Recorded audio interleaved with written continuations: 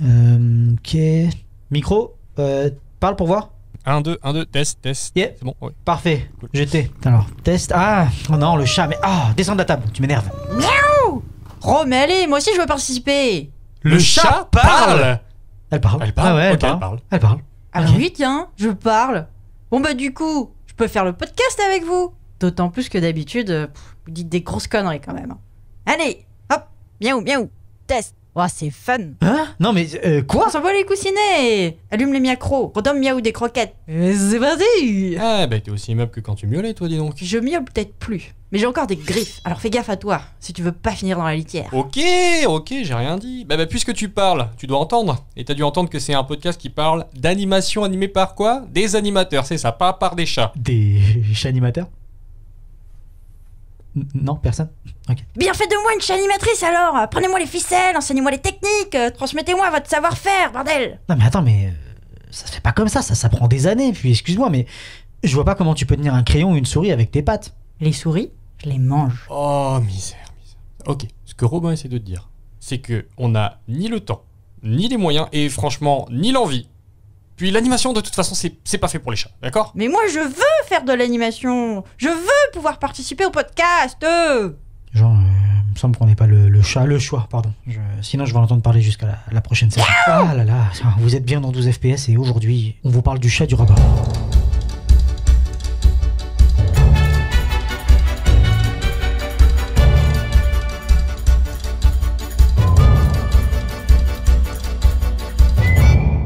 Hé, rapido! Ouais, Erasmo! T'entends ce rythme endiablé? Ça fait danser les races.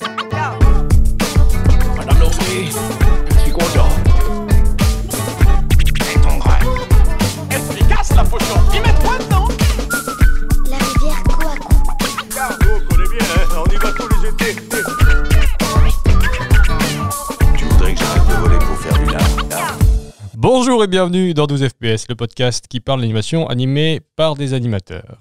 Aujourd'hui, on vous parle du Chat du Rabbin, film d'animation traditionnel sorti en 2011, produit à Banjo Studio et réalisé par Johan Sfar et Antoine Delevo, adapté de la bande dessinée du même nom de Johan Sfar. Au doublage en VF, nous avons François Morel qui double le chat, Maurice Bénichou qui double le rabbin et le lion, Afsia Herzi qui double Zlabia, François Damien qui double Tintin, Mathieu Amalric qui double le prince et Mohamed Felag qui double le Cheikh Mohamed Sfar. Ce ne serait pas un épisode de 12 FPS si je ne vous précisais pas que ce film a reçu le Cristal du long métrage à Annecy en 2011. Voilà. Et le César du meilleur film d'animation, non? Je n'avais pas cette information, mais Je probablement. crois que c'est ça. Ok. Ok. Avec moi aujourd'hui pour parler du film, Robin, du coup. Bonjour. Ça va Et toi? Ouais, ça va tranquille. Et Ségolène, que ça Bonjour. faisait longtemps qu'on l'avait pas vu. Oui. Ça va? Oui. C'était quoi ton dernier épisode? Astérix. Non, Non, quand même pas. non, Eldorado, je crois. Eldorado. Ouais. Ouais, Bah, écoute. ça Oui, donc ça fait quand même un bail, ça ouais, fait ça un fait bout. 2 saisons. Ça fait 2 saisons que tu nous as manqué sur la saison 3. Mais comme tu nous as vraiment manqué, tu vas nous résumer le film. Oui, mais je me suis préparée. Yes. Donc, on suit l'histoire du chat qui, il en a marre d'entendre le perroquet dire qu'il aime Zlabia, sa maîtresse. Du coup, il bouffe le perroquet. Et grâce à ça, il obtient la parole. Mais il raconte des mensonges dès le départ. Ce qui fait que son maître, le rabbin Sfar, ne veut pas qu'il reste avec sa fille parce que c'est du coup un mauvais chat, parce qu'il ment et il a reçu la parole par le meurtre. Mais comme Zlabia veut absolument retrouver son chat et le chat veut absolument retourner vers sa maîtresse, le rabbin prend le pli de du coup lui apprendre à être un bon juif.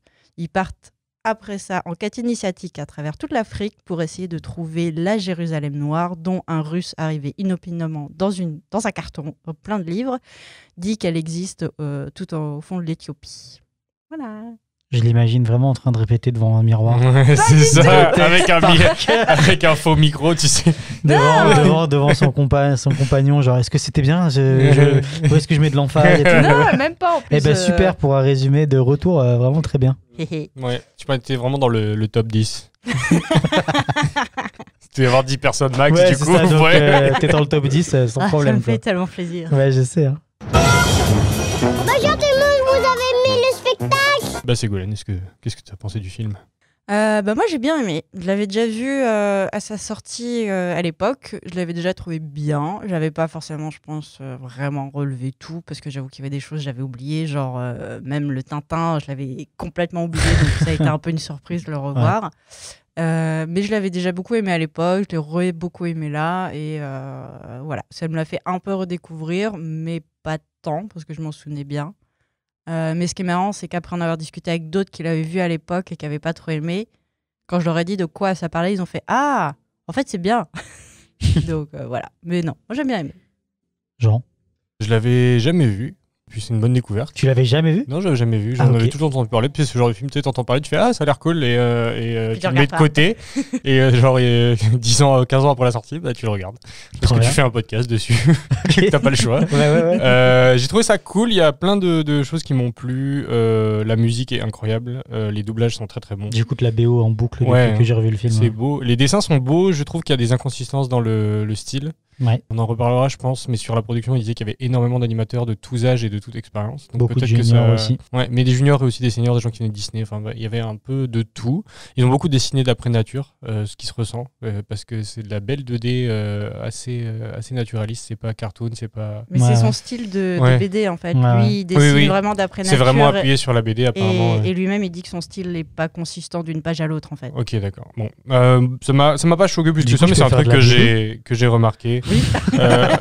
Puis les personnages sont très caractérisés, c'est vraiment plaisant à voir. J'ai juste trouvé qu'au niveau de l'histoire, c'est un peu bizarrement découpé. Ouais. Donc, et t'arrives à la fin, t'as pas vraiment l'impression que c'est une fin, Ouais. mais c'est une critique qui a déjà été faite sur le film, puis c'est adapté de 3 tomes différents de la BD qui se suivent pas nécessairement. C'est ça. Donc c'est un peu confus, mais j'ai quand même passé un bon moment.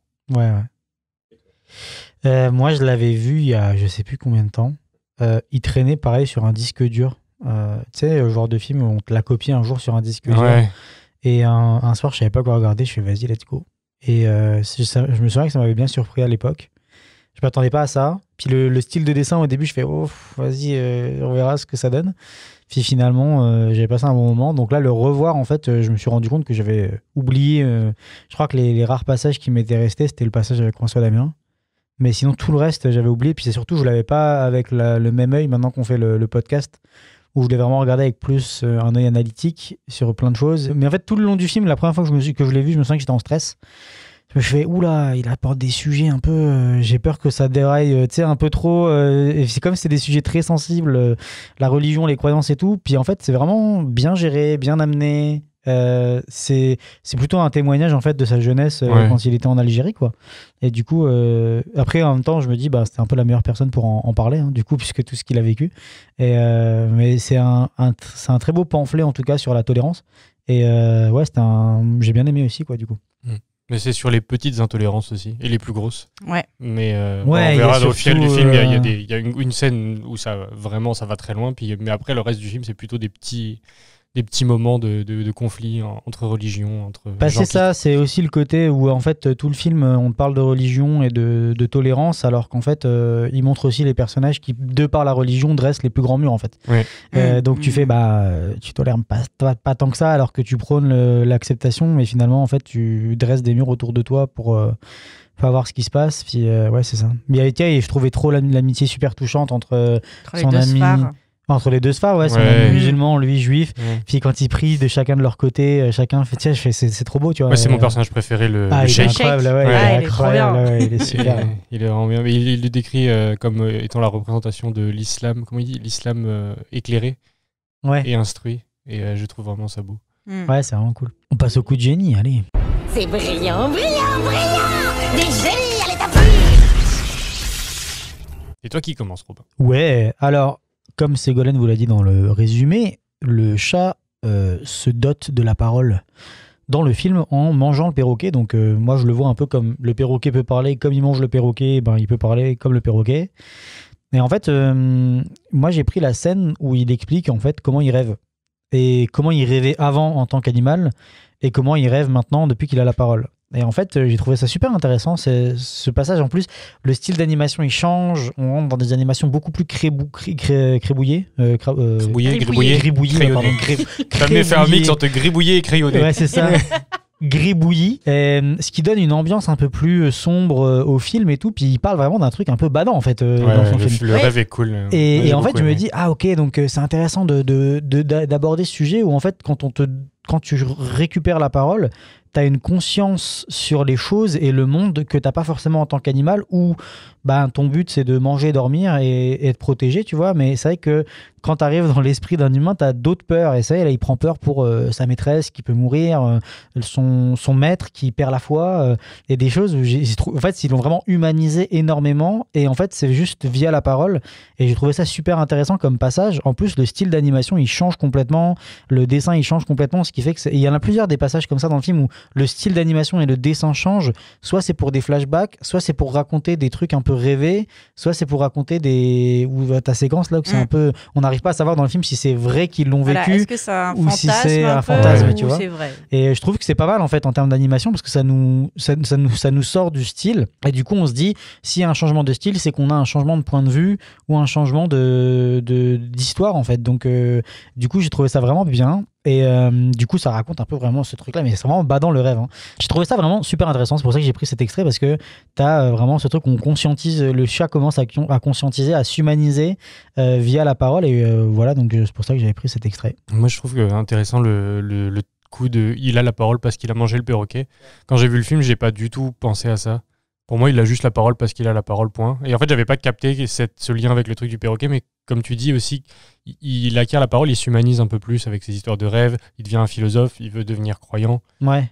Donc il y a tout ce côté humain qui arrive, et du coup, c'est vrai que le truc du perroquet, pour moi, était tellement anecdotique que je l'ai mis de côté. Et c'est après, en recherchant un peu des choses sur le film, je me suis dit, ah oui, c'est vrai qu'il mange le perroquet, mais j'avais complètement oublié. Ouais, moi je pense qu'il y a un truc de la manière dont je l'ai vu, c'est qu'il peut que miauler, donc il peut pas dire à sa maîtresse qu'il l'aime, alors que le perroquet peut. Et en mangeant, il acquiert la parole et il peut dire à sa maîtresse qu'il l'aime. Et après, il lui fait lire le rouge et le noir de Stendhal. Ouais, donc, c'est encore une fois un truc sur l'amour. Donc, vraiment, le chat est dédié à sa maîtresse par l'amour, quoi. Mais ouais, du coup, c'est ça. Ouais, puis c'est tout le propos du film aussi. Finalement, quand il dit qu'il veut se convertir au judaïsme et être croyant, mais au final, il dit c'est juste dès pour le aller début, à ses fins et c'est ça, dès le rester début, il avec dit sa qu'il maîtresse, il croit pas en Dieu. Quand il va voir le vieux rabbin, d'ailleurs, qui est aussi un des meilleurs personnages, il blasphème tout de suite. Il dit qu'il croit pas en Dieu, il se moque de la croyance du vieux rabbin en disant que lui, il a pas besoin de croire en Dieu parce qu'il mourra avant sa maîtresse et qu'il sera toujours heureux. Ouais, ça c'est vrai aussi. Mais tu vois, après, même tout le dialogue qu'il y a avec le rabbin, où il lui met que des arguments scientifiques face aux arguments religieux de la création du monde et tout ça. Mais le rabbin, qui est un peu Johann Sfar, et le rabbin Sfar, il va pas contre lui, il va pas dans le conflit.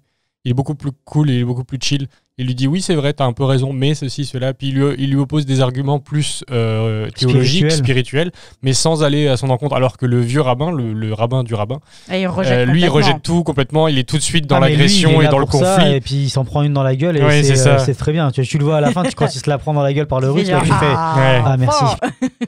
Mais c'est très drôle. Ouais. Avant, quand je n'avais pas la parole, je faisais des rêves simples. Dans mes rêves, je poursuivais de petites bêtes. Les animaux plus gros me poursuivaient. Je courais très vite pour leur échapper. Enfin, je trouvais refuge dans les bras de ma maîtresse. Elle me donnait 1000 caresses. C'était des rêves de petits chats. Depuis que j'ai la parole, tout a changé. Je cauchemarde. Je rêve que ma maîtresse est malade et qu'on ne peut pas la soigner. Je rêve qu'un jour, je ne la vois plus et qu'on me dit qu'elle est partie en voyage. Je passe mon temps à dire à tout le monde qu'elle est partie en voyage, mais qu'elle pense à moi, qu'elle va bientôt revenir avec un cadeau. Un jour, le rabbin a trop de peine de m'entendre répéter cette fable. Il me prend sur ses genoux et me dit la vérité. Elle est morte. Ouais. Depuis que j'ai la parole, je rêve souvent que ma maîtresse est morte, que le rabbin se retrouve seul avec moi, et le rabbin rejette la religion, il renie son maître, congédie ses disciples. Alors moi, qui n'ai jamais cru en Dieu, je dois faire semblant d'y croire pour lui remonter le moral.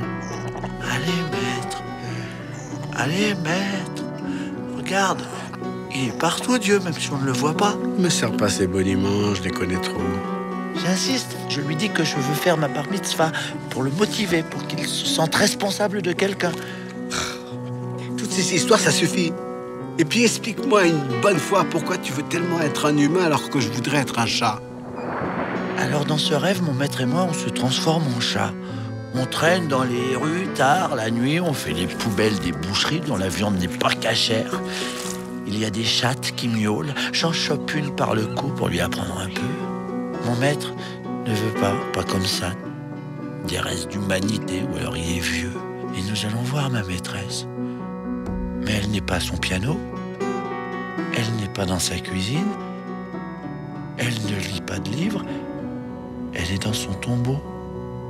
Et nous n'avons pas le droit d'y aller. Bienvenue dans 12 FPS. Le podcast de la dépression. Prenez un cutter et vos veines. Ne faites pas ça. Le doublage Allez du chat manger est du très chocolat. bon. Puis il y a la musique en fond. On parlait un peu de la musique tout à l'heure. Le process qu'ils ont eu était vraiment intéressant. C'est le même compositeur que pour Gainsbourg Vie héroïque. C'est vrai qu'il a réalisé Que ça Johann aussi. Sfar a déjà réalisé, donc qui était un film live action, mais ça c'est son premier film d'animation. Et là, le process en fait qu'il a eu, le compositeur était très différent, où c'était beaucoup plus sur de l'improvisation et un peu comme du jazz, des musiciens qui se répondent les uns les autres, donc comme une jam un peu de musique. Et j'ai trouvé ça vraiment cool. Il y a des petits making of sur YouTube, des petits shorts qui ont été faits par le distributeur. Ça ressort très bien ce qu'ils ont fait. Ouais, Bah, c'est moi, vraiment je te dis, tu vois, excellent. ouais, la bande son, je l'écoute à fond. Hein. La musique d'ouverture Ah, du ça film. te met tellement bien. Ouais. La musique d'ouverture T'es du tout de film, suite je dans fais, l'ambiance vas-y, j'ai en envie plus, d'aller tu au vois où au t'es, Maghreb, quand- être au soleil, Envie d'aller en vacances. manger des petites pâtisseries. Surtout par moins 15 degrés. Ouais, c'est ça. Après, c'est quoi ces gens? Oui, moi je vais vous parler d'un personnage de BD célèbre. Gaston Lagaffe Ouais, c'est ça. Pirou? Qui s'appelle Orio Tintin. Donc si vous avez lu l'album fameux Tintin au Congo, vous allez tout de suite voir de quoi je veux parler. Dans le film, donc, dans leur voyage, leur périple à travers l'Afrique, puisqu'on imagine, en fait, ils traversent vraiment toute l'Afrique. Ils partent d'Algérie, ils vont jusqu'en Éthiopie, donc ça fait quand même un sacré bout. Et à un moment, ils rencontrent, il y a une séquence qui dure le temps de l'extrait, là, vous allez voir, vraiment, c'est rien du tout. Ouais, c'est 30 secondes. Et il rencontre Tintin. Donc. Et du coup, je fais putain, c'est drôle qu'il ait mis Tintin, puis il est un peu redessiné, mais et du coup, ils ont fait de Tintin ce que Tintin était. Il C'est-à-dire, est Johann Sfarisé, ouais. il est dans un son vieux dessin. colon raciste, mais belge, et du coup, doublé par François Damien, c'est C'est magique. incroyable. C'est vraiment excellent. On peut écouter l'extrait, puis je vais en reparler après, parce que c'est vraiment mortel. Au Congo belge, nous croisons un jeune reporter, très sûr de lui. J'ignorais qu'il y eut des Israélites aussi loin en territoire nègre. Et son chien est stupide. Hey, chef, toi, y'en a pas griffé, moi, hein? Il nous prend pour des demeurés. Vous voyez, ceci est un journal dans lequel j'écris. Enfin, je n'écris pas moi-même, naturellement. Nous utilisons une invention qui s'appelle l'imprimerie. Vous savez déchiffrer la lettre occidentale, vous autres? Il parle tout le temps, il écoute rien. Vous voyez, là, quand vous me regardez, là, je suis occupé à me laver. Je me lave une fois par jour. Ça me préserve des maladies, des poux, etc. Se laver, c'est pas un jeu, hein. C'est excellent pour la santé. Hein. Au revoir mes amis. Et n'oubliez pas de me retrouver toutes les semaines dans le journal. Et ciao. Dans ta gueule, RG. Ouais, voilà, c'est formidable. Donc, la prochaine fois que si vous habitez à Angoulême et que vous passez devant la statue d'Hergé, là, dans la rue Hergé, pensez à cette séquence. C'est vraiment formidable. Donc, François Damiens a vraiment cette petite séquence. Puis, c'est inspiré des vraies publicités des années 40, en fait, pour faire le personnage et écrire un peu les trucs de dialogue et les trucs. C'est lui qui a écrit le dialogue. Je pense qu'il a eu beaucoup d'improvisation et Johann Sfar lui a donné beaucoup de trucs parce qu'il s'est vraiment inspiré. Puis, je voulais citer un truc que Johann Sfar dit. Il utilise l'auto-chenille là, dans le film pour se déplacer, qui est une espèce de véhicule Citroën qui a existé pour une exposition universelle dans les années 50. Et il y a un guide, et à un moment il en parle un peu dans le film d'ailleurs. Et il y a Le guide Citroën. le guide Citroën, et il y a des commentaires dessus de colons français. Et il dit « Quand on lit les commentaires du guide Citroën, on s'aperçoit que ces gens aimaient passionnément l'Afrique. Mais, esclaves de leur époque, ils écrivaient une bêtise par ligne.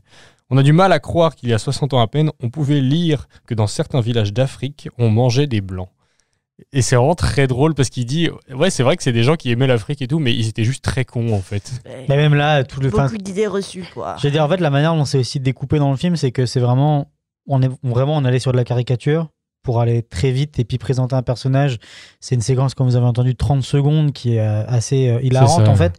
Et en fait, elle est là juste pour l'humour. Il est là juste pour l'humour, puis même la musique, elle change derrière et tout ça avant qu'elle reprenne la musique de base, mais surtout une sorte de diptyque en fait, où c'est à chaque fois une scène où vraiment ça commence en sépia, ça prend la couleur, il fait sa ligne, scène d'après, juste pour en fait montrer différents passages avec lui où vraiment il les méprise en fait, il les considère vraiment comme des animaux qui savent pas manger, qui savent pas se laver, qui savent pas lire, tu sais, ou qui toujours oui voilà, ils ont leur alphabet mais du coup ça compte pas, c'est notre alphabet occidental qui compte, enfin ce genre de, tu sais, je fais oh là là. Ouais, mais c'est vrai, là le colon est vraiment tourné en dérision, mais il y a un moment un peu plus tôt dans le film que j'ai failli prendre en extrait où le rabbin Sfar il se fait refuser la place à un café parce qu'on sert pas les Juifs, on sert pas les Arabes. Avant là. Ouais. Surtout tout début. Parce qu'on reste quand même dans l'Algérie colonisée par la France, quoi. Bah c'est ça, je dis, c'est un témoignage parce que lui, je suis allé regarder un petit peu, il a grandi dans cette Algérie où tu avais les Juifs, les musulmans et les chrétiens qui cohabitaient.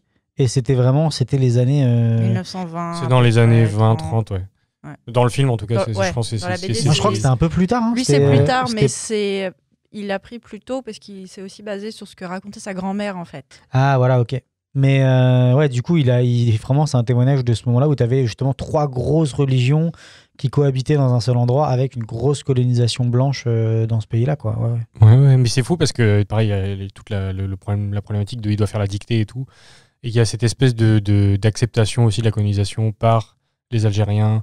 Et c'est assez intéressant. C'est des trucs qu'on pourrait aller analyser encore plus loin. Ça a déjà été fait. Il en est fier de pouvoir faire la dictée pour dire je serai officiellement le rabbin. Alors qu'en fait, toute la communauté sait que c'est lui le rabbin. Et c'est c'est ça, il n'a pas besoin de ça. C'est le chat qui souligne le ridicule. Tu fais ça pour des fous parce que tu fais une dictée en français pour faire...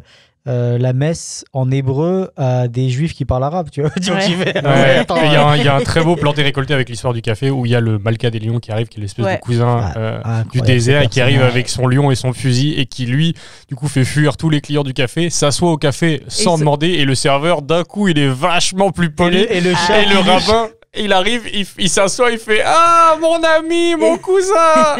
Oui, bah 2 cafés. Il va lui dire non à lui. Ouais, c'est ça. Alors, le chat qui dit shalom au lion. Ah oui. C'est genre, shalom mon frère, shalom. Incroyable. C'est génial. T'as la même scène après plus tard avec l'âne aussi. Ah, l'âne, l'âne, il me tue de rire. Le fait qu'il court derrière la Citroën tout le film. Génial. Puis même son doublage, le fait qu'il chante faux, mais en plus il parle faux, genre même sa voix, ça va pas. Il y a tout qui est faux. Ouais, il est vraiment très très cool. Donc ouais, j'ai pris l'extrait de Tintin parce que je le trouve très radiophonique, il est très rigolo et ça ouvre plein de discussions. Honnêtement, j'aurais pu prendre 20 extraits parce qu'il y a beaucoup de passages dans ce film. Comme j'ai dit, c'est un peu découpé bizarrement et tu te perds, il y a beaucoup de petits moments, mais par contre, tous ces petits moments, ils sont vraiment ça m'a fait revenir un petit peu exécutés. Ça m'a fait revenir, comme c'est une adaptation, ça m'a fait revenir à ce qu'on avait dit sur Paprika. Où Satoshi Kon sur Paprika savait pas trop où il allait dans son adaptation et t'avais dit que le réal était content parce que si lui sait pas où il va, personne pourra deviner. C'est un peu le même ressenti que j'ai dans le chat du rabbin. Oui, sauf que là c'est le gars qui a fait la BD qui adapte le truc. Mais du coup t'arrives et tu vois mais ça marche bien, que le russe il arrive dans cette espèce de boîte en bois complètement inattendue, qu'après ils partent faire un voyage initiatique à travers l'Afrique complètement inattendu. C'est vraiment, tu sais, t'es au début, tu fais ok, c'est un rabbin, d'un coup il doit faire un test, après il y a le russe qui arrive, après ils partent, après le russe il rencontre une femme africaine dont il tombe amoureux, enfin tu fais waouh, attends, il y a plein d'étapes où tu fais... Il y a l'autre russe aussi catholique. C'est magique celui-là. Lui aussi, c'est un des meilleurs personnages du film, mais il est terrifiant. Ouais, c'est ça, et je pense que c'est ça qui fait que c'est frais, parce qu'en fait t'es tout le temps surpris. Le Tintin, tu vois, ça t'arrive en plein milieu de nulle part, ça dure 30 secondes. Tu vois pas venir à l'avance, il y a rien qui annonce. Et il repart comme il est venu, quoi, tu vois. Et je pense que c'est un côté de je sais pas où est-ce qu'on m'emmène en fait. J'aime bien. Ça passe très bien, c'est un très bon film. C'est juste c'est plus la fin qui te laisse un peu en mode j'aurais aimé que ça continue un peu plus, peut-être, je sais pas trop. C'est vrai que t'attends un petit peu, mais en fait, du coup, t'as plus l'impression qu'on te raconte une tranche de vie. Ouais, c'est ça. Du chat, parce que c'est lui quand même qu'on suit vraiment du début à la fin. Je trouve qu'on oublie même un moment qu'il est là, tu sais, quand il commence à partir, je trouve il disparaît un peu, il reste un peu en voix off, mais... Le chat, ouais. Il y a le moment où il se met un peu en retrait. Il y a le moment dans le désert où il se fait piquer par le scorpion. Ah ouais, ça aussi. Après, mais qui devient presque anecdotique et il revient vite, il reprend la parole. Mais tu vois, après, surprenamment, on parlait là du juif russe extrémiste, là, quand... catholique, lui. Catholique. Quand il se retrouve dans la tribu... chez les Bédouins, ouais. Chez les Bédouins, et qui se fait tuer, inattendu. Moi, je me dis, attends, pourquoi d'un coup, il y a de la mort dans ce film? Je m'attendais pas. C'est super graphique. C'est hyper violent. Ouais, tu vois, mais le mec, il se fait tuer, tu sais, tu fais, oh, waouh. Ah ouais, non, moi, quand il y a le docteur, là, qui soigne le chat, et qui commence à dire et que le cheikh commence à dire attention, ils sont très susceptibles, parlez pas de religion, j'étais là, ça va partir en couille. Ah bah oui, c'est sûr. En fait, là, c'est dans celui-là que tu vois la différence où à l'intérieur d'une même religion, parce que le cheikh et le médecin, ils sont tous les deux musulmans. Voilà. Ouais.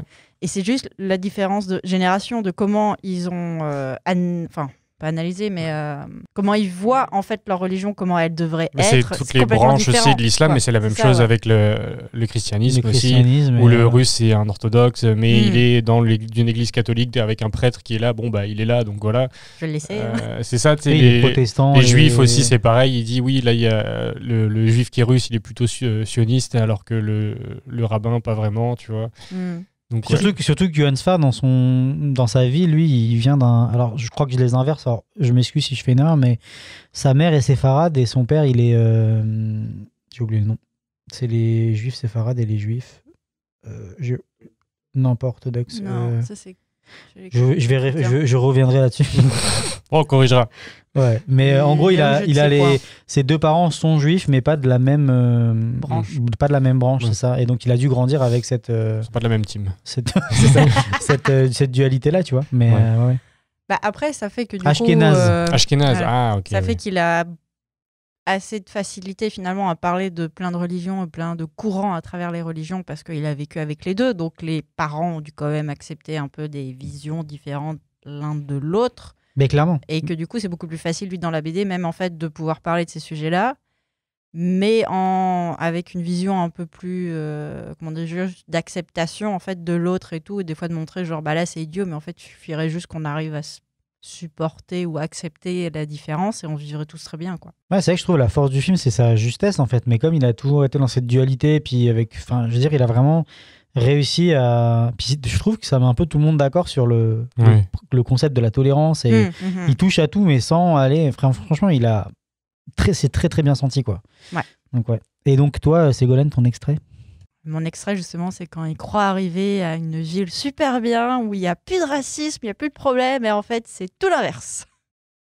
Donc c'est la fausse Jérusalem, là Ouais, la Jérusalem noire, comme ils disent, où il n'y a que des juifs noirs. Donc déjà, quand le russe dit qu'il y a des juifs noirs, le rabbin Sfar dit non, c'est nous les juifs d'Afrique, les juifs noirs, ça n'existe pas. Donc au tout début du film, quand il dit ça, tu vois que justement, à l'intérieur d'une même religion, finalement, il y a un peu de racisme. Genre, non, c'est pas possible qu'il y en ait d'autres, quoi.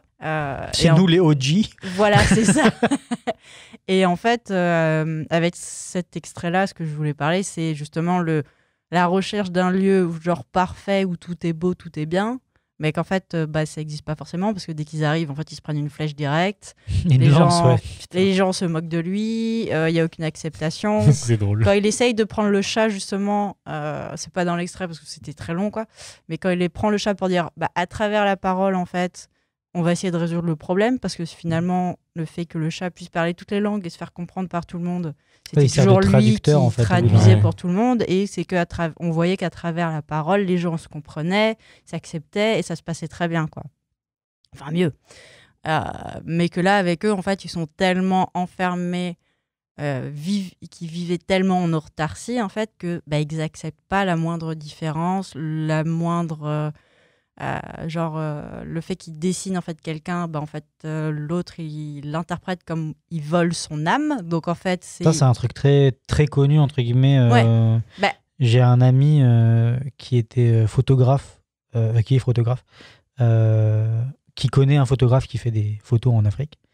Et à un moment, il a fait une photo de quelqu'un sur une pirogue et tout. Puis il a dû prendre la pellicule. Encore, c'était une pellicule à l'époque.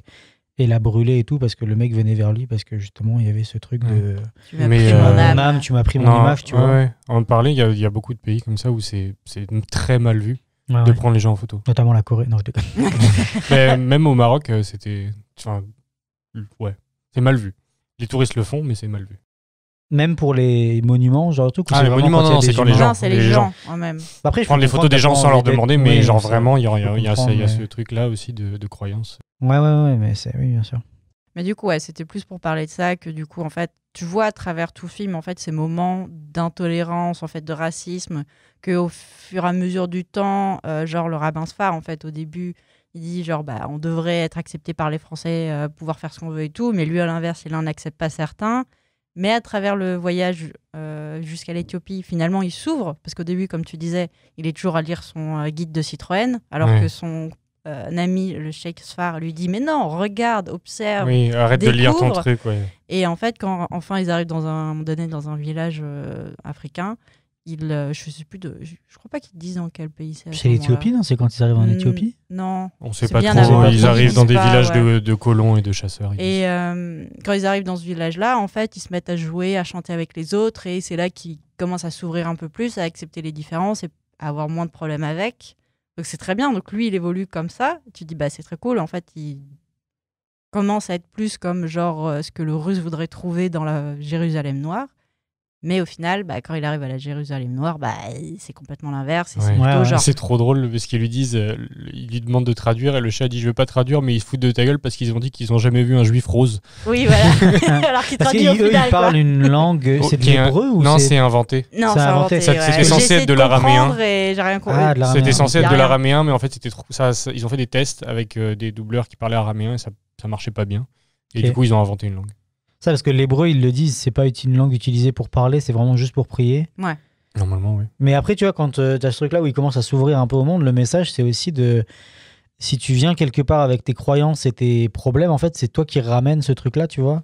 Alors que si tu arrives à venir... c'est clair que tu as forcément des croyances et des jugements de valeur sur des choses, mais c'est à toi d'être assez intelligent pour vouloir les mettre de côté et laisser la place pour voir autre chose, tu vois. Parce que potentiellement, ouais, il y a les préjugés et tout ça qu'on connaît et tout ça, mais en fait souvent ils partent en éclat quand tu laisses un peu porter par les humains que tu rencontres et que tu te rends compte que bah voilà, tout le monde n'est pas pareil et puis que mais c'est ça, ouais. Donc... c'est drôle parce que le juif il arrive aussi, enfin, le juif russe il arrive un peu en colon quoi. D'une certaine manière, il arrive en mode j'arrive dans la ville, que t'as rien à foutre là, et il dit oui, ils vont forcément m'accepter. Ouais. Tu sais ouais. Genre, c'est la vision idyllique, genre non, pas vraiment. Et ils vont. Alors, en fait, peut-être qu'ils veulent que tu leur foutes la paix, tu vois. Ouais, c'est vrai. Et oui, le message passe assez clairement, oui. C'est assez rapide. Ouais. Mais du coup, ouais, c'est un peu genre, au final, ça sert à rien de chercher l'endroit parfait où tout le monde sera gentil et il y aura pas de problème. C'est faites des efforts, travaillez tous ensemble pour que tout le monde se tolère, arrive à vivre ensemble et de créer ce lieu plus que d'aller en chercher un qui n'existe pas. Regarde, on y est. Waouh, le panorama! Oh là là, Lyon! C'est la cité de nos origines. Voilà, c'est magnifique! Les gens vivent en paix ici depuis 2000 ans, loin du racisme, loin de la haine. Waouh! Ouh là là, c'est superbe! Oh là là! On va enfin être chez nous. On va être aimés. C'est peut-être pas l'heure des visites. Ça doit être un malentendu. Ils ne savent pas qui on est. Hé, on est dans votre tribu aussi. Faut pas nous tuer, hein? Oh là là, grand, hein? Je trouve qu'ils ne sont pas très amicaux. Ils ne nous connaîtront pas encore. C'est barrière de la langue, hein? Moi, je comprends parfaitement. Ils te disent de te tirer. Oh, c'est malentendu. Explique, on est juifs comme eux. Nous, tous pareils. Alors voilà, on a tous la même religion. Après, en fait, là-dessus, ils ont une arme incroyable qui est la 2D. Hein. Quand ils sortent de la forteresse, là, de la Jérusalem noire, les personnages, ils ont des perspectives forcées extrêmes, ce qui leur donne une amplitude. Là. Et en plus, ils mettent la caméra vers le bas en contre-plongée. Et en plus, ils forcent vraiment leurs têtes. Elles sont toutes petites, donc tu as l'impression que c'est des géants comparés à eux. C'est vrai qu'on n'est jamais à la hauteur en fait, des habitants de la Jamais. ville. On est toujours juste à bas de terre, genre t'es un moins que rien et c'est majestueux ici, quoi, et t'as rien à foutre là. Après, pour revenir sur... je crois pas qu'on en a parlé, mais on a parlé des doublages au début, mais... Ça m'a tapé vraiment à la fin du film. Je fais, mais la voix du chat, je la connais, je l'ai déjà entendue. C'est où que je l'ai entendue, je la connais. C'est le professeur Moustache. Ah, c'est ça. De Marion Montaigne. Et en fait, en voyant ça, je voyais vraiment la tête avec tous les petits cartoons qu'il y avait sur Arte, là. Ah là là. Et en fait, je fais, mais c'est tellement un bon doublage pour ce perso. Il a vraiment cette voix, cette lassitude et ce petit côté où il va te piquer, un peu comme Sacha, voilà, comme on disait. Mais j'aime trop sa voix. C'est vraiment un très bon casting, quoi. Pardon, il fait beaucoup de théâtre d'impro, lui. Ah, mais je connais pas plus sa carrière que ça. J'ai regardé un peu, il fait surtout ça. Ouais. C'était qui, tu avais dit, la voix de son précepteur, là, rabbin? Du rabbin? Je l'ai pas noté. Si, t'as dit un nom d'acteur et j'ai oublié, c'est Bena... Non, Maurice Bénichou, c'est le rabbin Sfar. C'est pas le précepteur. C'est pas le... Ok. Et c'est lui qui fait le lion aussi. Il fait le lion. Ah oui, d'accord. Qui a genre qu'il deux a lignes, une ouais, réaction, c'est ça. là, c'est ça, ok. Un truc que je voulais rajouter, c'était on parlait des dessins, on parlait du côté super naturaliste des dessins. Et c'est vrai qu'il y a un truc que j'avais remarqué en regardant, puis ma compagne l'a souligné. Elle a dit ça fait du bien de voir des filles avec des rondeurs. Oui, elle a du gras au bisou. Ça dépasse par-dessus le pantalon. Elle est en mode genre. Ouais, ça on peut tout en avoir. Mais oui, c'est vrai. Mais en plus, elle est rendue hyper féminine, hyper sensuelle. Ouais. Et Elle est un peu fantasmée. C'est ça, mais même elle a envie de. Là, elle est dans l'âge de. De la je séduction, découvre mon corps, ouais. la séduction, puis je sais pas, quand il y a le Malka. Quand il y a le Malka qui arrive, elle est intéressée. Ouais. Quand il y a le Russe qui est là, elle est intéressée. Ouais. Mais bon, après, le Russe, il jette son dévolu sur une autre femme. Mais ouais, il y a tout un truc comme ça, super intéressant. Puis t'as une sorte de rivalité avec ses amis, là, quand elles boivent le thé. Ouais. Mais pareil, le design, là, avec le nez extrêmement... très long. Ouais. Très long et pointu. C'est quoi, c'est Aquilin? Non, c'est pas ça, Aquilin, c'est... Bref, mais du coup, il y a des caractères design. C'est un baroque, c'est un pic, c'est un cap. Le nez de Pardieu, on va dire, mais c'est le. Il y a tout un. Franchement, l'effervescence qu'il y a entre ces amis-là. Puis je vais en parler dans le making-of. Exactement. Et c'est ça que je trouvais vraiment bien amené aussi, ouais. Mais oui, on va parler dans le making-of comment ils ont fait aussi les doublages et tout, c'est cool. On est parti, hein. Alors, Gros Nébulix, qu'est-ce quoi c'est quoi que tu nous prépares là, copain? C'est quoi ta tambouille, Robin? Ouais, j'ai plein de trucs. On va faire le making-of avant, c'est plus court. L'autre sujet, il est un peu plus long. Le premier, c'est le making-of. Donc, comment ils ont un peu travaillé le film et comment ils ont amené ces scènes-là. Et en fait, quand j'ai vu le truc, j'ai fait « Ah, c'est trop intelligent, je pense que j'ai jamais vu ça ». Et après, en revoyant ça, je fais « en fait, si, je l'ai déjà vu ». En gros, il a été prendre les acteurs, il les a mis en costume, en situation, et il a amené ses amis dessinateurs, et il devait dessiner. Comme dans Rango. C'est ça, dans Rango, c'était exactement la même chose. Il a pris Johnny Depp, il les a foutus en costume, dans une petite salle, vraiment comme des gosses qui jouent, quoi. Et c'était vraiment ça. Et en fait... Comme dans Fantastic Mr. Fox aussi. Oui, c'est vrai. Mais même comme dans les tout premiers Disney, en fait. Oui, aussi, mais ils ont de la roto. Ils faisaient de la roto, là. Ouais, non, mais ils faisaient aussi... La rotoscopie pour les éditeurs, c'est quasiment de la rotoscopie. Copier image par image en dessin le film. Ils faisaient aussi genre juste de l'étude, en fait, de comment les vêtements c'est exactement bougeaient, ça qu'a fait Sfar, en gros, c'est qu'il a appelé ses dessinateurs et ses animateurs et ils dessinaient les poses et ils essayaient de capturer l'essence du dessin. Et c'est vrai que c'est pas un film d'animation qui est animé à 12 images, quoi. Il y a des fois des poses qui restent plus longtemps et tout ça, mais on a toujours l'essence de la bonne pose. Surtout, en fait, on a l'essence du moment. Et puis les actrices, elles ressemblent vachement au dessin. Elles sont elles sont modifiées pour être plus dans les caractères design. Mais c'est fou de voir celle qui joue Zlabia, justement, là. De voir les making-of. C'est exactement la façon dont elle bouge. Avec les cheveux frisés, c'est la même coupe de cheveux, sauf que c'est juste amplifié. Enfin, il y avait aussi les making-of que vous pouvez voir sur YouTube de François Damien, quoi, où tu vois que c'est limite, il est venu, il a fait une demi-journée, puis c'était fini, quoi. Il a fait son travail, il s'assoit, il lui dit vas-y, dis-le comme ça, ouais, ok, puis après tu laisses un peu François Damien faire sa petite sauce, et puis c'est bon, il avait la voix, après il fallait animer Tintin, quoi, tu vois. Pareil, quand il y a les doublages, alors j'ai plus effectivement le nom de l'acteur, mais de son précepteur, quand justement il s'en prend une là, donc lui c'est un peu le... C'est pas Eric Elmosino? Je sais plus exactement, mais je crois que c'est un peu le précepteur juif vraiment conservateur. Et du coup, quand il découvre le russe dans le truc, il veut carrément le renvoyer. Il veut surtout le retuer quand il voit qu'il est vivant. Oui, c'est ça, c'est qu'il sort et le gars il se réveille d'un long voyage de Russie pour arriver en Algérie et à son réveil il se fait étrangler, tu vois. Bon, forcément, il se prend un point dans la gueule, c'est la catharsis, tu fais yes, merci, quoi. D'ailleurs, il se prend un point dans la gueule et c'est bizarre, ils n'ont pas dessiné la pose de contact où il se prend le point dans le visage. Donc t'as un peu ce feeling t'as le bruitage, t'as l'énergie, mais il manque le contact, mais c'est vraiment de la branlette point animateur. Du coup, en fait, t'as ce doublage-là quand tu le vois enregistré où vraiment t'as Sfar à côté qui lui fait vas-y, plus oriental, l'accent encore plus fort et tout, va chercher les trucs. C'est incroyable parce que les acteurs ils sont vraiment éclatés à faire les voix là-dessus. Puis Sfar, il avait une direction très précise dans sa tête. Donc ouais, si vous avez l'occasion d'aller voir ça sur YouTube, c'est des petites capsules comme ça, très courtes, qui te montrent un peu ce qui se passe. Même chaîne où il y a ce que je disais sur la musique, c'est les mêmes... Ah, c'est la même chaîne, ok, trop bien. Daniel Cohen, le rabbin du rabbin. Voilà. Et Eric Elmosnino, donc il faisait Gainsbourg, dans le film sur Gainsbourg, c'est le professeur Soliman. Donc le docteur qui soigne le chat, dans la tribu des Bédouins. Ok, d'accord. Et puis, comme on l'a dit, Le bouquin du chat du rabbin, c'est 7 tomes, je crois. Non, c'est 7 tomes, et ils en ont adapté 3. Donc en fait, je pense, ça vient de là un peu le côté surprenant et le côté, c'est un peu du mal à... 12 tomes même. 12 tomes, pardon. Et ils en ont pris que 3, parce que c'est clair que 12 tomes, là, c'est long. J'en ai feuilleté quelques-uns et tout, et c'est vrai que il a pris les meilleurs moments, les plus parlants, en fait, des tomes. Mais c'est vrai que du coup, quand tu les connectes, c'est un peu spécial, quoi. C'est un peu bizarre. Ça fait un peu un gloubi-bouga où il faut réussir à lier le tout. Ouais, clairement, avec un fil narrateur, mais... J'ai pas lu les BD, mais j'ai lu dans d'autres articles qui disaient que c'était très verbeux aussi à certains moments, qu'il y avait beaucoup de moments d'échange entre le rabbin et le chat. C'est plus théologique peut-être. Ouais, moi, j'ai vraiment envie de les lire maintenant. Ils ont un peu étayé ces moments, enfin, ils ont énormément étayé ces moments-là dans les histoires pour l'adapter au cinéma. Il s'est fait aider d'une scénariste ciné pour le faire. C'est pas très cinématographique de voir juste un chat parler avec un rabbin pendant des plombes.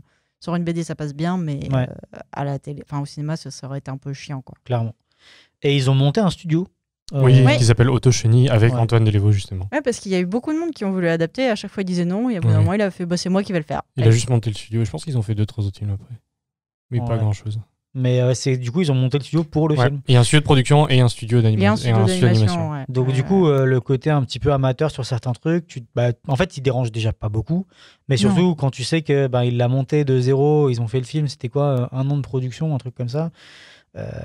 Amateur, oui et non, parce que finalement, ils ont quand même réussi à choper des artistes avec beaucoup d'expérience aussi. Il y avait pas mal de juniors, c'est sûr, mais il y avait aussi beaucoup d'artistes expérimentés. Hein. Ouais, mais je veux dire, en termes de qualité d'animation ou de dessin, il y a des trucs, des fois, où tu vois, ils ont mis le paquet sur certaines séquences. Clairement, typiquement, son précepteur juif rétrograde, là. Quand il danse, là. Quand il danse, même quand il a des scènes d'animation, les bouches, tout ça, tu vois qu'il y a tellement plus d'amortis, là où c'est un peu plus économique. Alors après, c'est peut-être aussi une direction de je veux que ce personnage il bouge comme ça. Il y a beaucoup de personnages qui ont des styles, genre le russe fou aussi, il a un style d'animation beaucoup plus réaliste. Clairement, mais lui, je me suis dit, on l'a casté aux mêmes animateurs que qui ont animé.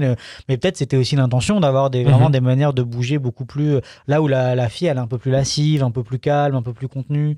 Après, c'est vrai aussi dans le character design. Hein, le rabbin, il est un petit peu, il a de l'embonpoint, donc c'est clair qu'il bouge plus tranquillement et tout ça. Il est tellement chill. Mais il est tellement chill, tu vois, qu'il lui, il est juste là, c'est un gros nono. Il veut kiffer sa vie, tu vois. C'est vraiment trop beau, quoi. T'avais d'autres trucs à rajouter pour le making of ? Non, je pense pas.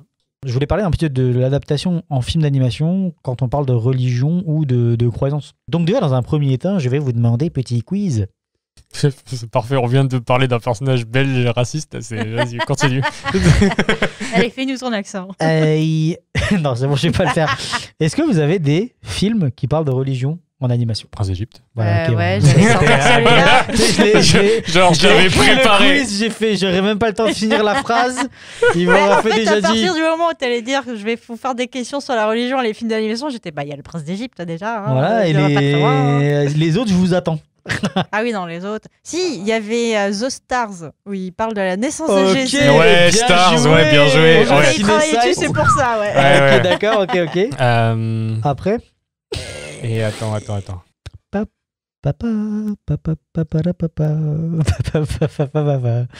Ils sont pas très connus, hein, je vous le concède. Non, le plus souvent, c'est pas... Il y en a un, il s'appelle Il était une fois Jésus. C'est un film anglo-russe qui présente l'histoire de Jésus en utilisant la technique de la pâte à modeler. Il y en a un qui s'appelle Joseph, le roi des rêves. Ça, c'est produit par DreamWorks et ça narre l'histoire de Joseph, le fils de Jacob, et son ascension au pouvoir en Égypte. Est-ce que Tokyo Godfather, c'est pas un peu les rois mages, du coup? Mais il y a eu la légende de Bouddha. Ça, c'est une retranscription fidèle de la vie du prince Siddhartha Gautama. Et il y en a eu 2 autres. Il y a eu Bouddha le grand départ. Ça, c'est aussi sur les religions bouddhistes. Donc, un film d'animation qui revient sur l'histoire de Bouddha, tout simplement.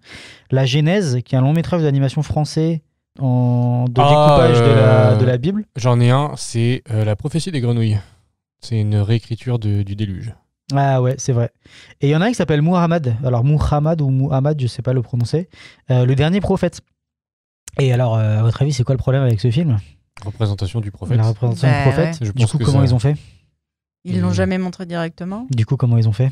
Une voix? Non. Ouais. Non. Tout se passe dans son point de vue. Ah, la bonne idée. J'avoue, c'est pas mal. Par contre, ça a dû être galère un peu. Et apparemment, il a même reçu un un compliment des gens qui représentent l'islam pour lui dire good job parce que t'as raconté l'histoire sans jamais montrer le prophète. Wow. Et vraiment bravo. Comme quoi, c'est possible oui. de aussi respecter les croyances des gens. C'est ça, ouais. Puis même d'avoir leurs félicitations, tu fais putain, c'est pas souvent. Hein. Et du coup, en fait, après, là, moi, je me suis un peu baladé en ligne, puis je suis tombé sur un très bon article qui parlait un petit peu de la relation entre la représentation et tout ça, où en fait, par exemple, le chat du rabbin, il est beaucoup plus sur la tolérance, l'acceptation et le fait que chacun a le droit de croire à ce qu'il veut, sans pour autant dresser des barrières. Et si votre religion prône la tolérance, arrêtez d'être extrémiste et de mettre des barrières, en fait, puisque voilà. Là où le prince d'Égypte, il est plus dans l'interprétation de l'histoire de Moïse. En gros, c'est ça. Il y a eu d'autres petits trucs qui étaient... Le prince d'Égypte, il parle pas tant de religion, qu'il parle de... On avait parlé dans l'épisode, il parle déjà d'une relation entre frères, mais il parle de foi aussi. Ouais, il y a gros truc du film. Ouais, il parle de la foi, ouais. Et il y a eu une très grosse... alors ça, je ne savais pas du tout. Mais il y a eu une grosse controverse avec une licence très connue de Nintendo. Est-ce que vous savez c'est quoi ? De Nintendo ? Ouais. Mario, j'imagine. Non. Zelda ? Non. Pokémon ? Ah ouais ? Ah oui, je me rappelle. Et en fait, il y a certains produits donc comme Pokémon qui ont suscité une controverse parce que leur connotation religieuse. Et il y a beaucoup de mouvements religieux qui ont, notamment en Arabie Saoudite, qui ont revendiqué l'interdiction des Pokémon. Qu'est-ce qu'ils interdisent pas en Arabie Saoudite ? Oui, ouais. Mais c'est pas l'exemple à prendre. Ne politisez pas le bordel, ok. Politiser, c'est juste vrai.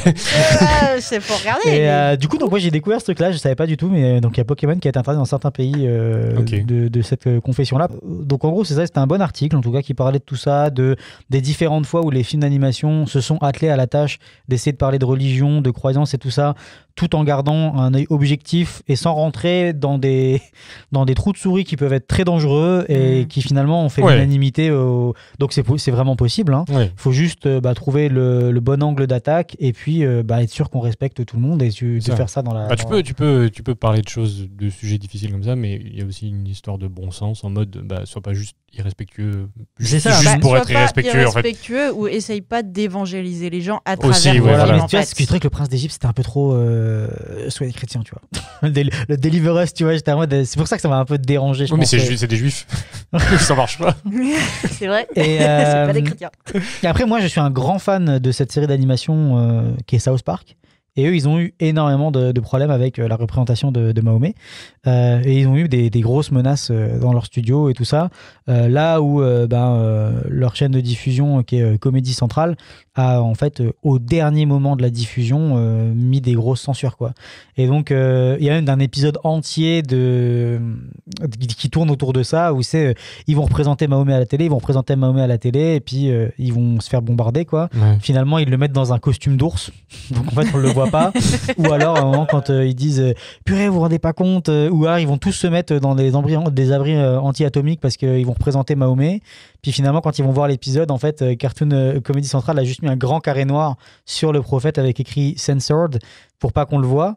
Alors, et ça c'est vraiment dans les épisodes récents qu'il y a eu ces problèmes-là, parce qu'au tout début de la série, dans les années 98-99, Mahomet est représenté à côté de Moïse, à côté de Jésus, et il y a un épisode qui s'appelle les Super Best Friends, et t'as Bouddha, Jésus, machin, qui sont là pour sauver le monde, et Mahomet est là, est dessiné, mais ce truc-là a pas du tout fait de controverse. C'est vraiment très récemment qu'ils ont vraiment eu ce genre d'énormes problèmes de menaces terroristes et attaques dans leur studio s'ils faisaient une représentation de ça. Tu le vois à travers en fait le Cheikh Sfar et puis justement le camp de Bédouins là quand ils rencontrent dans le film où tu fais la même religion, mais c'est deux générations différentes où il y en a une qui est très tolérante, beaucoup plus dans l'acceptation des autres aussi, de respecter les choix des autres au niveau de leur propre religion et ne pas mettre dire qu'il y en a une qui est mieux que l'autre, alors que le camp de Bédouins, c'est clairement au début, tant qu'on n'en parle pas trop, ça va, même si c'est un peu difficile, et puis dès qu'on commence à parler religion, c'est non mais la nôtre elle est mieux. Ouais. Donc voilà, ils sont vachement plus agressifs, vachement plus protecteurs, avec une vision ils n'ont pas la même vision en fait de comment leur religion doit être. Je les vois comme les juifs d'Éthiopie qu'on voit à la fin. Exactement.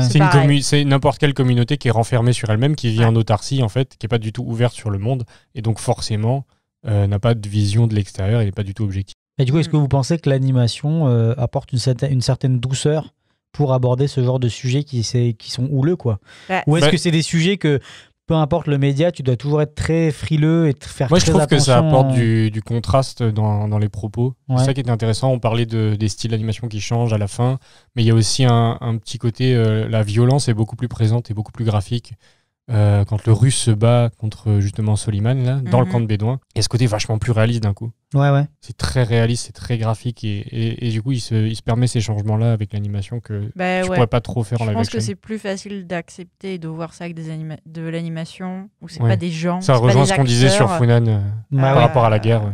Parce que quand tu mets des vrais acteurs en plus, ça se trouve, alors qu'ils incarnent que des personnages, hein, mais ils auraient les acteurs auraient pu prendre des menaces et quoi que ce soit, alors que en fait, certes, ils ont accepté de tourner dans le film et tout, mais ça reste que c'est un acteur, c'est pas lui qui a écrit le personnage. Alors que l'acteur de doublage, tu vas pas le chercher parce que c'est pas sa face, tu vois. Non, et c'est la suspension d'incrédulité est plus forte aussi, Ouais. je pense. Mais je suis d'accord, mais il est quand même allé chercher des gens de la même confession que les personnages qui doublent. Genre, Oui. il a pris un Belge pour François Damien, celui qui double... La confession belge. Confession belge. Très bonne confession. Non, mais il y a un truc, je pense aussi, tu vois, c'est clair que si t'avais fait faire... Il y aurait sûrement une caricature raciste de faire quelqu'un qui double quelqu'un de juif, tu vois, parce que alors que si quelqu'un est de confession juive, tu vois, dans les making-of, quand tu vois les acteurs qu'il a pris, bah, ils sont je juifs. sais pas, en fait. Ouais, peut-être pas tous. Pas tous, ouais, je sais pas. Bah, en tout cas, ils ont... Au niveau peut-être de leurs origines, ils viennent peut-être plus proches de non, mais ces lieux, c'est ça que je dis. même ouais, s'ils ne sont pas forcément des confessions. Quoi. Bah, mais il a bien été sûr. sûrement plus c'est respectueux pour ça, pour que ce soit plus authentique aussi. Quoi. Ouais, clairement. Mais voilà, du coup, un peu pour mon point. Donc, je pense que c'est quand même très délicat, moi, je trouve, à adapter. Surtout des sujets qui sont... De toute façon, ça dépend toujours du point de vue aussi de la personne qui adapte ça. Et je trouve que c'est quand même vraiment dur. Tu vois, typiquement, si on revient sur Funan, c'est un film de guerre. Les atrocités qui ont été faites, c'est des faits. On peut les montrer, on n'a pas de problème. Les faits, ils sont là, c'est les faits, c'est tout. Là où, quand on arrive sur de la spiritualité, tu dois quand même plus jongler dans les thèmes. Ouais, mais je pense que même sur les faits historiques, il y a toujours une part d'interprétation, parce que c'est dans le passé, même si c'est très documenté. Ouais. Il y a toujours un regard, parce que là, on parle d'un média artistique, on ne parle pas d'un documentaire.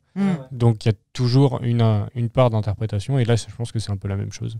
Si tu voulais faire un documentaire sur les religions, un truc très théologique, un truc vraiment sur l'histoire du judaïsme, du christianisme, de l'islam, ce serait très différent que ce qu'on a là. Là, c'est plus comme ce qu'on fait nous, tu vois, c'est plus un débat. Lui, il ouvre une discussion sur la tolérance et tout. Il n'y a pas vraiment de réponse, son film n'apporte pas vraiment de réponse, à part le fait que, oui, il y a des gens qui se tolèrent, comme le cheikh et le rabbin, il y a des gens qui se tolèrent pas, comme les bédouins, comme les juifs noirs. Je trouve qu'il y a un truc où il a vraiment... Je trouve que c'est bien senti parce que c'est jamais insultant pour personne. Ouais. Alors il y a des caricatures. À part pour les colons. Oui. Mais c'est pas grave. Mais oui, ça, voilà, il a bien fait pour leur gueule. Mais même son précepteur là qui est assez conservateur, extrémiste. Il est parti dans une caricature assez forte, mais ça te permet de détacher et de comprendre qu'en fait. Mais il est tellement il est tellement caricatural justement. Tu vois, que, du coup, je trouve il y a ce truc là dans l'animation qui te permet de dire ben voilà, ça c'est un pamphlet, une version des croyances, mais qui est pas forcément la bonne, et parce que on te met en face le rabbin Sfar qui est beaucoup plus mesuré et qui est beaucoup plus, tu vois, typiquement, comme j'ai dit, là, cette scène où il danse avec son pote musulman, et puis il y en a un qui prie vers la Mecque, l'autre qui prie. Enfin, tu vois, c'est trop beau, tu vois. C'est comme ça que ça devrait être, en fait. Tu vois. Mais toi, t'as dit qu'il y avait un rabbin qui avait analysé le film ? Oui, en fait, pas forcément analysé, mais il a fait un article après dessus. Et c'était un rabbin que Johann Sfar avait demandé à ce qu'il fasse une préface pour sa première BD. Sur le coup, il avait refusé parce que il croyait que ça allait pas être respectueux au niveau de la BD. Et en fait, il a regretté après coup parce qu'en la lisant, il y a des amis à lui qui lui ont dit non, mais tu devrais lire et tout pour voir. Et en fait, en la lisant après coup, il s'est rendu compte que non, pas du tout, qu'il était respectueux, qu'il était plutôt dans la critique de certains comportements que des personnes religieuses peuvent avoir, peu importe quelle religion tu as, qui sont pas forcément corrects, et voilà quoi, des comportements justement très genre c'est que nous les Juifs d'Afrique, c'est bizarre les Juifs qui sont en Russie, des trucs comme ça quoi. Et il n'était pas du tout négatif au niveau de son analyse et tout ça. Il était vraiment plus dans... il montre de manière tolérante, positive, les différentes religions, comment elles peuvent vivre ensemble ou pas, des fois, et tout ça. Donc, faudrait que je retrouve, mais c'est pas trop compliqué à trouver sur Internet, quoi. Mais tu vois, mais moi, j'avais aucune idée de toute cette histoire qu'il y avait eu avec les juifs russes. J'ai découvert complètement ça m'a complètement informé là-dessus, j'étais pas au courant. D'ailleurs, la séquence, on en parlait avant, de quand il raconte en flashback via le dessin, parce qu'il parle pas la langue, ce qui lui est arrivé, c'est un mastering de show don't tell encore, tu vois, c'est vraiment genre, tu comprends tout ce qui se passe, t'as pas une ligne de dialogue, t'as juste de la musique. Les persos sont extrêmement... Alors, je sais pas après s'il est dans une caricature bizarre des juifs où il leur a fait un grand nez, ce genre de truc, pour qu'on comprenne qui est qui, tu vois. Il le fait juste avec le russe. Ouais, juste avec le russe, justement, mais c'est pour qu'on comprenne. Les cathos, ils ont pas ce nez-là, mais je fais... Bah oui, mais même dans son design, on va dire, normal, il a un gros nez. Oui, ça, puis quand il arrive à la Jérusalem noire, pareil, il repart dans ces designs-là. Ouais. Donc, il s'est quand même appuyé sur des caricatures qui sont pas très bien considérées. Il en parle un peu en disant qu'ils ils ont dessiné d'après nature pour éviter les caricatures, mais qu'ils ont quand même utilisé. Bah, faut quand même réussir à différencier les personnages assez facilement. Je pense que c'était aussi pour faire parallèle avec le moment où y a un colon qui lui dit voilà comment on doit dessiner les noirs. Les noirs, ouais, c'est ça. Oh là là, quel fils de pute, lui. En posant ce crayon pour montrer la ligne. Ouais. Et en fait, le russe dit, le juif russe dit les Russes ils font exactement pareil avec nous en Russie, en fait. Ouais. Ils nous traitent comme des moins que rien et ils font les mêmes trucs, des mêmes règles. Et le fait qu'il ait un gros pif, en fait, cette ligne finalement qui est oblique, tu peux la retrouver un peu chez lui aussi. Donc, ouais, mais c'est exactement ce qu'ils ont utilisé. Peut-être pour appuyer un peu ça aussi. Quoi. Attention, point Goldwyn, on est obligé d'y passer, mais quand il y avait la propagande nazie, les dessins et tout ça, c'était pareil. Hein, oui. Ils en prenaient plein leur grade. Quand tu vois les dessins, c'est horrible, quoi. Non. Mais le gars là qui explique, ils ont retrouvé en plus plein de bouquins sur l'analyse morphologique de comment dessiner. C'est horrible la manière. Meilleur film là-dessus, c'est Django. Oui. Il y a la scène avec DiCaprio qui finalement se fait fumer par Christopher Waltz. Est-ce que quelqu'un a quelque chose d'autre à ajouter sur ce film? Non. Soyez tolérants. Oui, acceptez voilà. votre prochain. Les uns les autres. Si vous avez un chat qui parle, arrêtez de boire, je sais pas. En vrai, c'est un peu le message du film, quoi. C'est, Surtout avec ce qui se passe en ce moment dans le monde. Oui, voilà. Soyez tolérants et écoutez-vous les uns les autres. Le chat, il parlait tout le temps, c'est juste qu'on l'écoutait pas avant. Voilà, le podcast de l'amour. On va pouvoir conclure là-dessus.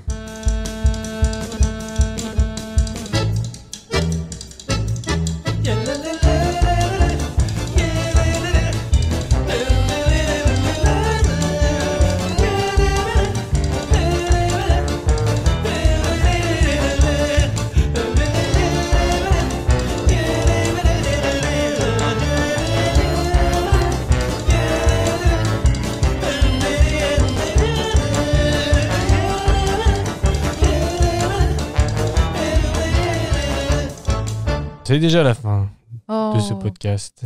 Est-ce que vous avez une recommandation? Oui. Robin, vas-y. Alors, en faisant mes recherches, je la connaissais pas cette reco, mais je vais vous la donner. En faisant mes recherches, je suis tombé sur un petit court-métrage extrêmement mignon en animation 2D qui s'appelle Suraya. Ça dure 3 minutes 20 et ça parle de croyances et tout ça. Et en fait, c'est l'histoire d'une petite souris qui amène sa petite graine parce qu'on demande au village d'amener la petite graine. Et en fait, elle se retrouve enfermée dans le temple où on leur demande de ramener les petites graines pour honorer le dieu. Et en fait, elle se rend compte que les rois et tout ça se baffrent de graines et en fait, ils en ont rien à foutre. Et grâce à cette croyance, en fait, on comprend que les graines... on voit qu'autour d'elle, c'est un jardin qui n'a pas de vie et tout ça. Et en fait, quand elle arrive à combattre ces trucs-là, et ça va vraiment vite, en 3 minutes, tu comprends assez rapidement ce qui se passe. La graine tombe dans le sol et d'un coup, à partir de là, ça fait renaître la vie autour d'eux et d'un coup, on a un truc prospère. Et ça parle un peu des croyances et de ce qu'on pense qu'on doit faire pour se faire bien voir, alors qu'en fait, c'est juste de la manipulation. Je trouvais ça vachement intéressant. C'est pas de dialogue, 3 minutes, c'est super beau. Ok, Suraya. J'aime bien le nom. C'est go. Alors moi, c'est une mini-série Netflix. Pour une fois, ils ont fait un truc bien. C'est toute la lumière que nous ne pouvons voir. Ah oui. Donc c'est juste 4 épisodes. Ça se passe à Saint-Malo intramuros. Et en fait, tu suis une demoiselle qui est aveugle. Comment ça se passe au niveau de la fin de la guerre à Saint-Malo avec les nazis qui ont fermé les portes de la ville qui va se faire bombarder par les Américains qui préviennent les Français de partir s'ils ne veulent pas mourir sous les coups de bombe. Ça, c'est un peu globalement truc basique pitch, de l'histoire. général, ouais. Il y a d'autres choses, puisqu'on ne suit pas que elle, en fait. On suit aussi un Allemand qui a été obligé d'aller dans l'armée nazie. On suit un Nazi qui, lui, cherche une pierre précieuse qui est censée lui permettre de rester en vie, et le père de, la demoiselle. Et c'est vraiment, vraiment très intéressant. Pour le coup, niveau ouverture d'esprit, tolérance et tout ça, ça en reparle. Et ça se regarde très vite. C'est juste 4 épisodes d'à peu près 1 heure. En 2 soirées, c'est fait, tellement tu as envie de voir la suite. Trop bien. Cool. Et toi, Jean? Merci. Moi, je vais vous recommander un compte Instagram de Joachim 12 Sanselm. FPS podcast. Aussi, mais ça, je vais le faire juste après. Je vous recommande le compte Instagram de Joachim Sanselm, donc qui est un dessinateur de BD, et en fait, sur son Instagram, il pose des petits strips de BD avec son chat qui fait de la philosophie. Du coup, ça m'a fait penser au chat du rabbin. Ah oui. Voilà, et c'est super intéressant. Il explore des concepts philosophiques de différents philosophes à travers les siècles. Voilà, mais via des scènes de la vie quotidienne. Donc, si ça vous intéresse un peu des réflexions philosophiques et un chat, foncez, c'est vraiment fun. Il y en a quelques-unes, et vous allez apprendre des trucs sur moi. Trop cool. Super, merci. Ok, la prochaine fois, on vous parle de vaillants pigeons de combat. Aïe. Ça va être super. Si cet épisode vous a plu, n'hésitez pas à nous le dire en commentaire. N'hésitez pas à vous abonner pour ne pas rater les suivants, que ce soit sur YouTube, sur Spotify. Vous pouvez nous mettre 5 étoiles sur Apple Podcast, un pouce en l'air, etc., etc. Merci de nous avoir écoutés et n'oubliez pas, allez voir des films d'animation. Peace.